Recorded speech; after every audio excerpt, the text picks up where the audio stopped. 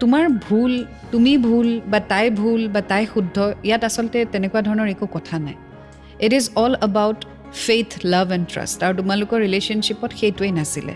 And এই ৰিলেশ্যনশ্বিপটো একদম কম বয়সতে আৰম্ভ হৈছে। মানে 14-15 বয়সত এজনী ছোৱালীয়ে 27-28 বা 30 বছৰত বিয়া হোৱাৰ কথা চিন্তা কৰাটো বহুত ডাঙৰ কথা আচলতে।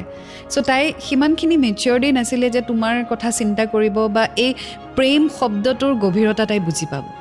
আৰু সেইকাৰণে হয়তো তাই শ্লিপ কৰিলে। আৰু এইটো মই নকওঁ যে তাই শুদ্ধ, বাট এইটোও নকওঁ যে তাই ভুল। এতিয়া কথাটো হ'ল যে তুমি মুভ অন কৰিব লাগিব, এইটো কাৰণে বিকজ লাইফ এতিয়াও শেষ হোৱা নাই। যিয়ে তোমাৰ মূল্য বুজি নাপায়, যিয়ে তোমাক ভেলিউ নিদিয়ে, যিয়ে তোমাৰ মৰমক বুজি নাপায়, তেনেকুৱা এজন মানুহ বা তেনেকুৱা এজনী মানুহৰ কাৰণে ৰৈ কান্দি একো লাভ নাই। It is ৱৰ্থলেছ।